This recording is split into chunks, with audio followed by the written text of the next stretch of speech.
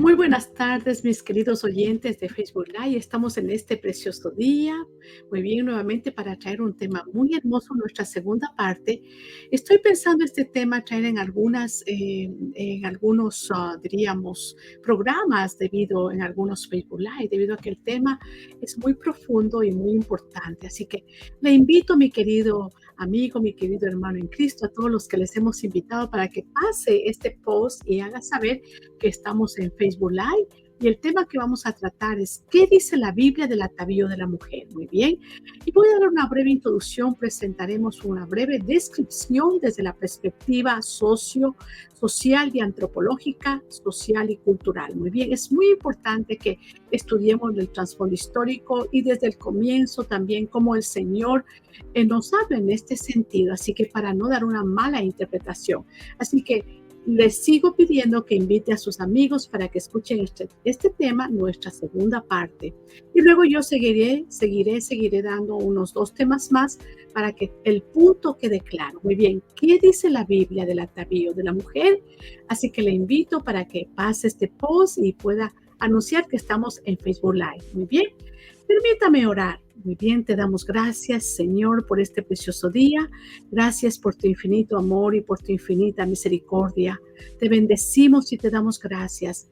Amado Espíritu Santo, tú que eres el Maestro por excelencia, enséñanos, háblanos, ministranos, Señor, especialmente este tema tan difícil de entenderlo, Señor. Tú eres el único que puedes ayudarnos a dar una correcta interpretación y, por supuesto, haciendo los estudios debidos como buenos estudiantes de tu bendita palabra. Te bendecimos y te damos gracias. En el nombre de Jesús. Amén. Muy bien, así que les sigo invitando para que pase a sus amigos y les damos la bienvenida a todos los que están ahora aquí presentes, muy bien, en este Facebook Live para tratar este tema, el tema del atavío de la mujer. Ahora, en los últimos años ha habido un gran énfasis en la correcta interpretación de la Biblia. Por ejemplo, muchos de mis estudiantes se les pregunta, ¿por qué están aquí estudiando? Y dice, porque queremos aprender a interpretar correctamente la Biblia. Y voy a dar un poquito de introducción para interpretar la Biblia con precisión y temas así tan difíciles como el tema que vamos a hablar del atavío de la mujer. Es importante o es indispensable que hagamos una buena exégesis. Y esta palabra viene de la palabra exegomaía del griego y difiere, que es como hacer algo que sea conocido por completo a través de una explicación cuidadosa o por revelación clara. En otras palabras, tenemos que ser buenos exégetas bíblicos, porque la Biblia no nos vino en el idioma que nosotros ahora por la misericordia de Dios la tenemos, sino nos vino en otros idiomas originales. Por lo tanto, en los estudios bíblicos, la exégesis tiene que ver con el estudio cuidadoso de la Biblia con el propósito de entenderla, enseñarla o predicarla correctamente. Por eso es importante darles a ustedes esta introducción para que podamos llegar y me pueda interpretar este tema tan difícil en relación al tema del atavío de la mujer. Muy bien, para hacer una correcta exégesis de un pasaje bíblico hay 3 elementos y veamos cuáles son esos elementos. Por ejemplo, el elemento gramática o el elemento gramatical. La interpretación gramática es sencillamente poner mucha atención a las palabras del texto. Aquellos que conocen los idiomas originales, por ejemplo, el Antiguo Testamento, que fue escrito en hebreo, el Nuevo Testamento en griego, muy bien, tenemos que poner mucha atención. Aquellos que conocen los idiomas originales pondrían, mejor dicho, mucha atención a las palabras hebreas, arameas, que vienen en el Antiguo Testamento, y también las palabras griegas que vienen en el Nuevo Testamento. Muy bien, ya que el Espíritu Santo sobrenaturalmente, muy bien, usted sabe que inspiró a los escritores sagrados a escribir la palabra de Dios, como dice 2 de Pedro 1:21, porque nunca la profecía vino por voluntad humana, sino que los santos hombres de Dios hablaron siendo inspirados por el Espíritu Santo. Por lo tanto, es imprescindible, mis queridos hermanos y mis queridos oyentes, poner mucha atención a cada una de ellas para poder dar una correcta interpretación. Hay que recordar ese dicho popular que dice, un texto sin su contexto o fuera de contexto es un pretexto. Por eso es importante primero dar esta corta introducción para que podamos entender el texto tan difícil de entender. Muy bien, Muchos errores de interpretación son el resultado de no poner atención cuidadosa a las palabras del texto bíblico.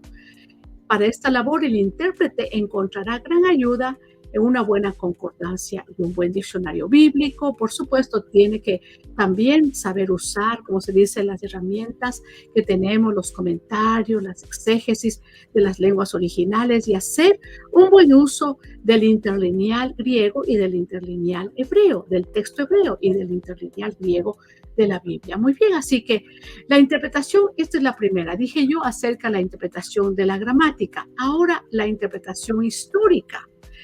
En otras palabras, estudiar el trasfondo histórico. Por ejemplo, las historias que encontramos en la Biblia, al igual que los poemas, las profecías, las epístolas, no fueron escritas en un vacío. Más bien fueron escritas a personas específicas en un tiempo específico. Por lo tanto, para interpretar una porción bíblica, como en el caso que voy a hablar del atavío de la mujer, muy bien, correctamente se debe considerar el contexto histórico en el cual el pasaje se escribió, para no tener un texto sin su contexto o fuera del contexto y que sea un pretexto. Bien, y algunas preguntas claves en la interpretación histórica son: ¿cuándo se escribió ese texto? Bien, ¿a quién se escribió el texto? ¿A quién se escribió la carta? ¿Cuáles son las particularidades de la cultura en ese tiempo?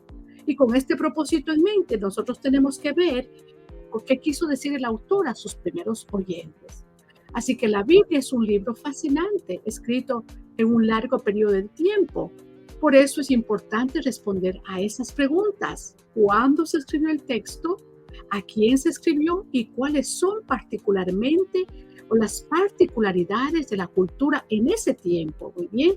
Indudablemente Dios diseñó la Biblia para aplicar a toda la edad y época. Sin embargo, si aplicamos sin entender su contexto histórico, podríamos caer en serios errores de interpretación. Muy bien, por eso es muy importante.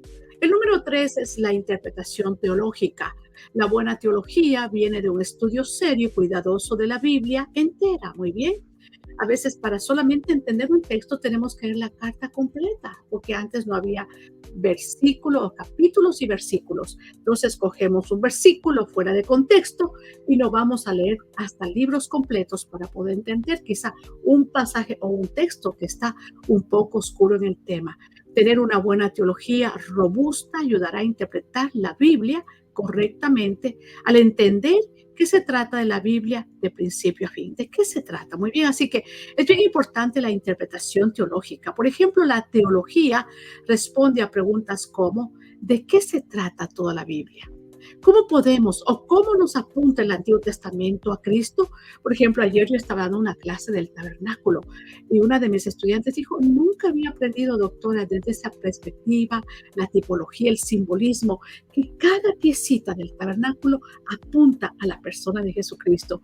Y luego entender todo el significado es maravilloso. Así que, ¿qué nos revela la Biblia entera sobre sí misma y sobre temas en específico como la Trinidad, el ser humano, el pecado, la salvación, la iglesia en los últimos tiempos? Y así evitaremos errores doctrinales y malas interpretaciones. Entonces, la teología viene muy bien de la exégesis y al mismo tiempo informa la exégesis. Es por eso que todo cristiano que busca interpretar correctamente la Biblia debe estudiar teología de fuentes, muy bien, de buenas fuentes que sean confiables. Por supuesto, de esa manera podrá estudiar la Biblia evitando interpretaciones extrañas. Así que la exégesis entonces tiene, por lo menos como dije, tres ingredientes indispensables: la interpretación gramatical, la histórica y la teológica. Así que integrar estos tres elementos nos ayudará a todo cristiano que tiene un buen deseo y serio de profundizar su entendimiento en la interpretación de las Escrituras. Muy bien. Y el tema que abordaré hoy en esta segunda parte del tema del atavío de la mujer cristiana ha sido especialmente muy mal interpretado. Por esta razón es importante hacer un breve análisis bíblico, muy bien, a tratar muy bien esta vez sobre ese tema que ya en la vez pasada lo mencionamos. Muy bien, especialmente voy a enseñar muy bien en la correcta interpretación de los textos que vamos a estudiarlos. Muy bien, es interesante también saber que para ello es necesario estudiar brevemente algo de la función de la sociología y la antropología social cultural, al igual que otras ramas científicas, y no caer nuevamente en la reincidencia de seguir creyendo lo que nos han enseñado o han enseñado con una mala interpretación.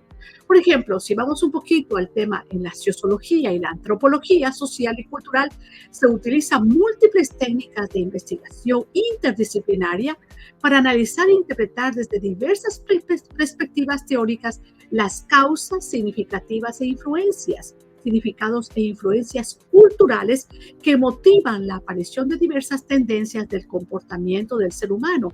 Y es bien importante, ¿qué se entiende por, diríamos, dinamismo social? Se entiende como el fluir de las costumbres y creencias de una sociedad. El cambio se evidencia a través de las interacciones de cada persona, a través de la dinámica social, muy bien, y de la iglesia. Por ejemplo, la interacción entre la iglesia y la sociedad como resultado dinámica, expresa grados sociales que de alguna manera han fijado el status quo social, tanto ahora como en los tiempos bíblicos. Por ejemplo, si vamos a interpretar así tan literalmente como la Biblia a veces nos expresa, vamos en la vestimenta, por ejemplo, si vamos a tomar la costumbre del primer siglo, cómo vestían los del primer siglo, nos pareceremos raros y fenómenos porque no estábamos viviendo en esa cultura. Definitivamente es muy importante contextualizar el trasfondo, el contexto cultural en que se desenvolvió el tema en que vamos a analizar.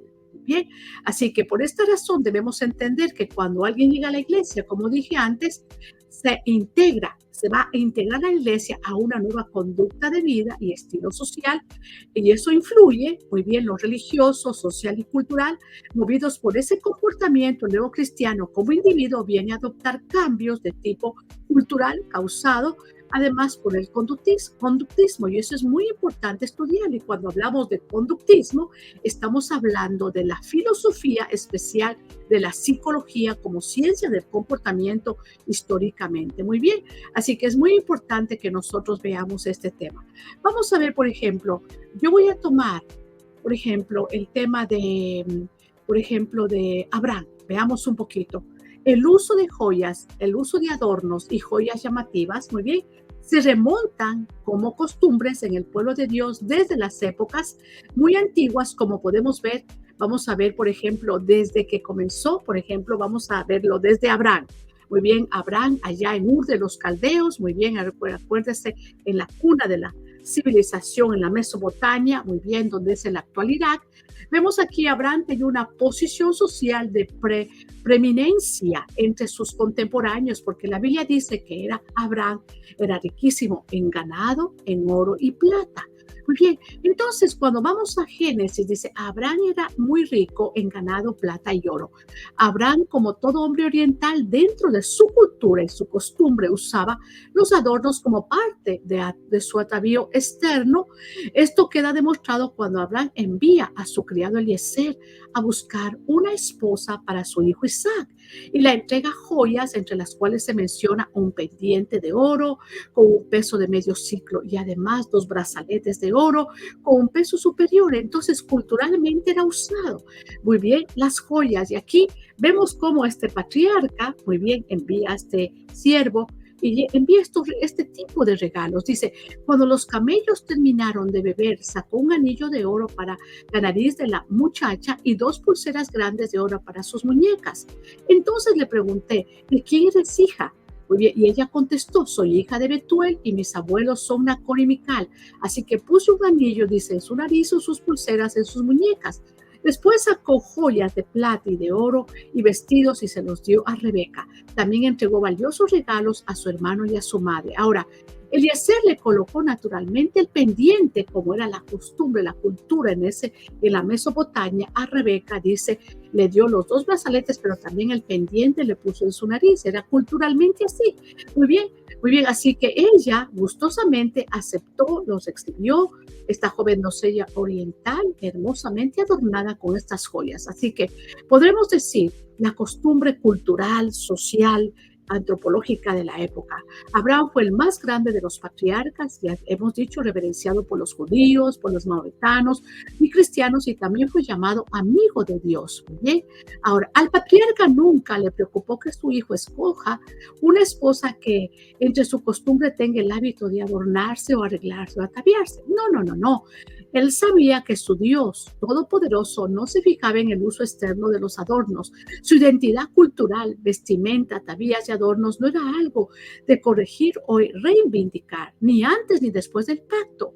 Más bien, de lo que sí se preocupaba el patriarca al enviar a buscar a la esposa para su hijo era, muy bien, de la misma parentela, que era liberarla, muy bien, a ella de las costumbres de la idolatría cananea, especialmente que no adore a otros dioses, a otros ídolos. Muy bien, al pueblo de Dios, como a toda oriental, le encantaba enormemente, muy bien, arreglarse, muy bien, ponerse muy bonita para su esposo, para su novio. Muy bien. Más tarde, 80 años después de la muerte de Abraham, su nieto Jacob, y padre de las 12 tribus de Israel, en su familia también poseía una gran variedad de estos ornamentos. Pero aquí sucede algo. En Génesis 35:4 dice, entonces le entregaron a Jacob todos los ídolos paganos que conservaban y también los aretes, y él los enterró bajo el gran árbol que está cerca de Siquem. ¿Qué queremos decir con esto? Muy bien, aquí lo que queremos decir es que realmente lo que estaba sucediendo es que estas joyas ya se estaban convirtiendo en sus ídolos. Por ejemplo, ya había prácticas idolátricas, amuletos que se habían filtrado en su casa, y debido a eso tiene que actuar de esa forma. Ahora, cuando usted diga, doctora Ceballos, usted está diciendo entonces como Rebeca le pusieron el pendiente y todo aquello, podemos ponernos todos, recuerde, culturalmente allí en esa época, muy bien, era así. Era la forma sociológica en que vivía en la Mesopotamia. La preocupación de Abraham más bien fue preocuparse de que esta persona, esta joven, no acudiera a prácticas idolátricas. Y de igual manera, Jacob tuvo que hacer eso debido a que ya se estaban convirtiendo en amuletos, como también hoy en día se convierte. Mientras tú no conviertas tu joya, tu pendiente, un amuleto de la suerte o algo, si no tienes esa idolatría, no está mal que te atavíes. Muy bien, claro, el apóstol Pablo y el apóstol Pedro también aconseja ostentosamente. Es bonito, muy bien. Nosotros como mujeres, yo como mujer, por supuesto, me gusta usar mis pantallas, mis aretes para distinguirme que soy una mujer. Ahora, en el lazo más prolongado de tiempo, es decir, 500 años después, luego del ingreso de Israel a Egipto y posterior a su liberación, Dios le ordena a Moisés y le dice, pedirá cada mujer a su vecino y a su huésped alhajas de plata, alhajas de oro y vestidos, los cuales pondréis sobre vuestros hijos y sobre vuestras hijas. Entonces, la intención de Dios aquí no es, diríamos, impedir el atavío bonito de la mujer, porque luego vamos también a ver, quizá en los próximos programas, si el tema del pantalón, tanto el hombre, la mujer, debe usar pantalón la mujer, es otro tema muy debatible. Pero entonces a los varones no se les impide nada y nosotros a las mujeres sí. Eso otro tema para otra Facebook Live. Pero entonces aquí Dios le dice a Moisés que pida cada mujer a su vecino y a su huésped, muy bien, alhajas de plata, alhajas de oro, vestidos, los cuales pondréis sobre vuestros hijos y sobre vuestras hijas. Muy bien, así que el pueblo de Dios salió de servidumbre engalanado y le damos muy bien. Ellos salieron bonitas, hermosas, con todo lo que recibieron. No trabajaron en vano sus 400 y pico de años, muy bien. Salieron ataviadas y adornadas con vestidos y vestidos bonitos. Así que en el código legal de los hebreos, así como en el código penal, como en el civil, no existe ninguna referencia de prohibición de parte de Dios con respecto al tema. Usted dirá, un momentito, doctora, en la Biblia hay muchos textos en Isaías que no te pondrás pendientes y aquí y allá. Usted tiene que ir al contexto. ¿Por qué Dios habló de esa forma?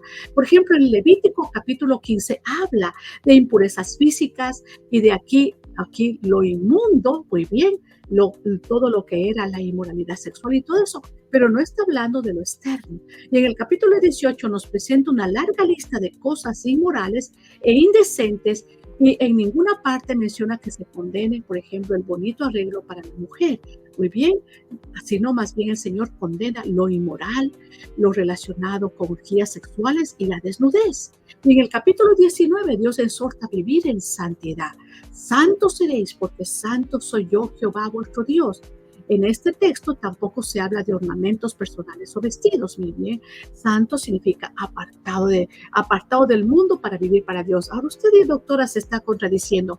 No me estoy contradiciendo. Estamos en un mundo social donde vestimos, donde vivimos. Por ejemplo, cuando le dije, si yo me pusiera ropa del primer siglo o me vistiera la forma de la manera de la mujer romana o de la mujer de Tesalónica o de Filipos o a la forma griega helenística de aquel entonces, sería fenomenal. Esto estaría fuera de mi alcance, de mi sociedad donde yo me encuentro, en mi cultura. Y por ejemplo, en el capítulo 20 también de Levítico, habla de la santidad exigida por Dios para su pueblo, y aquí tampoco no se habla de ninguna apariencia, sino de lo interno del corazón. Y así es como más tarde, cuando Aarón erigió el becerro de oro en el desierto, le pidió a las hebreas que les dieran sus aretes que estaban en sus orejas y en sus hijas, y todo esto indica que la gente se volcó tras la idolatría del becerro y dio todas esas joyas, ese atavío que tenían para hacer un becerro. El peligro está en qué tú le conviertes tu atavío. ¿Lo conviertes en idolatría o tal vez usas algún amuleto de la suerte, algo así? Eso Dios netamente no lo aprueba. Pero si tú te atavías de una forma bonita, natural, honestamente, con pudor, es lo más hermoso presentarse, especialmente a nuestros esposos, ante la sociedad en que vivimos. Muy bien, por ejemplo, en Éxodo 32:2, no podemos creer que Dios, en lugar de santificar a las hijas de su pueblo, las tentó contaminándoles con inmundicias, porque Dios no tienta a nadie. Así que el Señor más bien les dio esos atavíos para que ellas pudieran arreglarse bonitas y estar bonitas para sus esposos como mujeres. Muy bien, salieron, diríamos, con toda la riqueza. Luego les pidió ofrendas para el tabernáculo, para santificación, pero aún así Dios no despojó a su pueblo. Pero cuando el pueblo se volvió tras la idolatría, allí eso se vino a convertir en pecado. Así que, y otro grande personaje de la Biblia es Moisés, usted sabe, el libertador del pueblo. Muy bien, por ejemplo, él vivió en Madián con los madianitas, muy bien, él estuvo allí con Séfora, muy bien, y ellos también se ataviaban con adornos, muy bien, y muy bonitas, con los pendientes. Muy bien, y ellos hacían también sus costumbres. La Biblia dice que en cierta ocasión el pueblo ofreció ofrenda a Jehová y le ofreció fuego, lo que fueron joyas, y dice en Números 31:50, por lo cual hemos ofrecido a Jehová ofrenda, cada uno de lo que ha hallado, alhajas de oro, brazaletes, manillas, anillos, zarcillos y cadenas, para hacer expiación por nuestras almas delante del Señor. Y usted dirá, esto es raro. Si Dios le permitió al pueblo ofrendar esto, sí. Inclusive eso se usó para hacer, por ejemplo, todas las piezas del tabernáculo que se hicieron en oro, en plata, en lino fino y en todo aquello. O sea, estas cosas no fueron inmundas. Mientras tú sales, si sacas del corazón algo inmundo para convertir eso, así como en el becerro de oro, que eso sí estaba muy mal, es pecado y abominación delante de Dios. Pero mientras no uses el atavío diríamos, para esas cosas indebidas o amuletos de la suerte, como dije antes, o una superstición, eso no es delante de Dios bueno. Pero si se usa para su adorno, sin fijarse en nada de estas costumbres, diríamos, más bien en algo que pueda agradarte para verte bonita o algo, y que no tengas la mirada, ni que te hagas egoísta, ni orgullosa, ni ostentosa en este aspecto. Así que estas cosas no son inmundas, siempre y cuando de tu corazón salga cualquier inmundicia. Por eso es importante también, muy bien, en otra ocasión ofrecieron como ofrenda, como dije, para el tabernáculo. Y también acá, por ejemplo, en Éxodo, Israel salió, ya dije, rico. Y en contraste, en cambio, con este hermoso cuadro de Éxodo que habla de las ofrendas que se trajeron para el tabernáculo, en cambio, acá en el profeta Isaías nos habla acerca de un fuerte tema y habla acerca de la, diríamos, a la llama de la boca de Dios de Amós, perdón, 4:1 al 3, y por boca de Dios llama a las mujeres de Samaria, vacas de Basán. Y les dice, indicando que las mujeres fueron llevadas literalmente con ganchos o anzuelos de los labios como ganado vacuno. Y esas profecías se convirtieron cuando Asiria vino y conquistó las 10 tribus de Israel. Así que, mientras que por el otro lado, muy bien, Judá estaba en Jerusalén todavía, ellos estaban temerosos de Dios, pero Israel se adulteró, apostató contra Dios y se volvió tras los dioses paganos. Así que el pecado de las hijas de Sión no eran las joyas o el atavío, más bien el problema salía del corazón, como dice el Señor Jesús, porque del corazón salen los malos pensamientos, los adulterios, las fornicaciones, las inmoralidades sexuales. Por lo tanto, estoy en el contexto correcto. Muy bien, así que no eran las joyas o el atavío, más bien el problema era del corazón.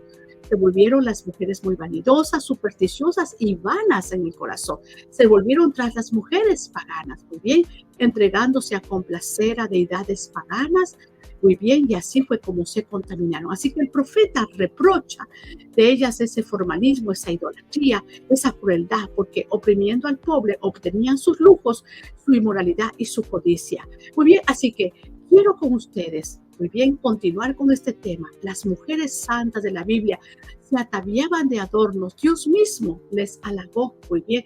Por ejemplo, en el prenupcial, cuando habla en el libro de Cantar de los Cantares, Salomón le dice a la sulamita y le elogia: hermosas son tus mejillas entre los pendientes o aretes, tu cuello entre los zarcillos, entre los collares y entre el oro. Muy bien, le está elogiando a su esposa, que está muy adornada y bonita. Ella se había arreglado para su esposo, muy bien. Y los hombres en ese periodo también usaban los brazaletes o los pulseras y todo aquello, los gobernantes, los reyes y todo aquello usaban este tipo de atavíos de acuerdo a la costumbre, muy bien. Por ejemplo, vamos a ver, dice, el profeta Daniel dice que llevaba un collar. Con esto, doctor, usted está malinterpretando la Biblia. No, estamos hablando desde el punto de vista sociológico y antropológico y cultural. Bien, podemos darnos cuenta con estos pocos registros que tanto israelitas, ismaelitas, egipcios, madianitas, babilónicos y demás culturas hacían el uso del atavío. Eso estoy hablando, muy bien. Así que la apreciación bíblica sobre el no ponerse estos ajuares indica más bien que únicamente cuando estaban tristes no llevaban consigo estos pendientes. Y así es como la Biblia expresa. Por ejemplo, en el Éxodo capítulo 33, 4 al 6, los israelitas, al despojarse de las joyas, mostraban dolor y abatimiento. Y oyendo el pueblo esta mala noticia, vistieron de luto y ninguno se puso su atavío. Cuando estaban de luto no se ponían el atavío. En otras palabras, la falta de atavío con adornos o joyas era sinónimo de aflicción y tristeza. Ahora bien, echémosle por ejemplo una ojeada a lo que el apóstol Pablo dice, y el apóstol Pedro también: dice, pues que los hombres oren en todo lugar levantando manos santas sin ira ni contienda. Asimismo, que las mujeres se atavíen con ropa decorosa, con pudor, con modestia. Miren, pudor y modestia. Y aquí yo voy a hablar. Y el apóstol continúa, dice: ¿cuál era el peinado ostentoso? No habla del peinado de ahora. No he visto todavía un peinado estilo romano ahora, o estilo helenístico en ese tiempo, o las joyas, o la cantidad de joyas y vestidos que llevaban en aquel tiempo. Tenemos que ver el contexto cultural en que están escribiéndose estas cartas. Ahora, cuando él dice, por ejemplo, quiero, esto también él está hablando, por ejemplo, como cuando habla en 1 Corintios 7:12, que dice, yo digo, no el Señor. Y esto es interesante. Primero, comprender qué había en su mente, qué había en su mente en el momento de escribir a Timoteo. Y segundo, el enfoque claro de lo que está aconsejando desde un punto de vista personal. Es muy importante. Muy bien, y así vemos, dice, cuando volvamos a Timoteo, sigue diciendo el verso, que las mujeres se vistan con ropa decorosa. Muy bien. Y luego más abajo dice, con obras como corresponde a mujeres que practican la piedad. Así que debemos entender muy bien y tener una mente amplia y abierta para comprender que Dios nunca avergonzó a su pueblo, muy bien, y por qué el apóstol solicita pudor en las mujeres de la congregación pastoreada por el joven Timoteo. Muy bien, ¿por qué lo hizo? Siendo que todas las mujeres, tanto de Galacia, de Tesalónica, de Roma, de Corinto, de Filipo, se ataviaban igualmente con adornos. Mucho de esta región era normal. Muy bien, así que Asia tenía una fuerte influencia griega y romana. Así que aquí tenemos, notemos también que Pablo antepone el atavío, pero culmina pidiendo, diciendo que sean de buenas obras. O sea, es obvio entender que nada tiene que ver con la vestimenta, sino más bien con las buenas obras. Muy bien, las cosas viejas pasaron, dice la Biblia, no habla de lo externo, porque tendríamos que interpretar de una manera radical y absoluta todo lo que hacemos, o sea, todo. Por ejemplo, si en nuestro tiempo, por ejemplo, usamos el anillo de matrimonio, el anillo de grado, tal vez los relojes que tenemos que usar, entonces vamos a quitar todo eso, vamos a quitar la joya que tenemos en los aretes que tenemos en nuestras orejas, los guantes cuando una novia se atavía para prepararse para su boda, la quinceañera, todo, entonces tendríamos que quitarlo y vivir fuera de la sociedad, diríamos como ermitaños, como salidas del desierto, algo así. Así que, pero no ha sido así. Muchas cosas decimos porque así como nos han enseñado, por ejemplo, y así es como las queremos interpretar. Tenemos que aprender a vivir en una sociedad. Sé que es una sociedad que también está muy, diríamos, inmoral, también está muy corrompida, pero nosotros las mujeres cristianas, muy bien, debemos sí tener el atavío, pero con pudor, con modestia, como mujeres diríamos que representamos a Cristo. Y ahora, más adelante, en nuestros próximos Facebook Live, voy a ir explicando el tema de la mujer especialmente. Es otro tema muy debatido en cuanto al tema. ¿Debe la mujer predicar? Es muy interesante, pero todavía no he terminado con este tema del vestir de la mujer. Es muy importante. Otro tema, ¿debe la mujer ponerse pantalones? Porque también toman el texto de Deuteronomio, capítulo 22:5, que la mujer vista con ropa de mujer y el varón con ropa de varón. ¿Cómo se podía distinguir en tiempos bíblicos la ropa de la mujer, la ropa del varón? Muy bien, ¿cómo podemos distinguir? Los irlandeses todavía ahora usan su ropa típica del país como una falda. Muy bien, entonces estos temas relevantes podemos seguir tratando. Así que la palabra del Señor nos manda, ¿sí? La mujer cristiana debe presentarse muy bonita, especialmente cuando dice ataviada. Lo más importante también es aquí el corazón. Dice, en el incorruptible ornato de un espíritu afable y apacible, que es de gran estima delante de Dios. Así que de acuerdo a tu fruto de adentro vas a sacar afuera. Vas a vestir con modestia, con pudor, y tenemos que siempre entender el contexto y la cultura donde estamos. Muy bien, para no juzgar a nadie, vamos a ir entonces a estudiar un poquito más para nuestro próximo Facebook Live. Así que el Señor les bendiga. Muchísimas gracias y hasta la próxima.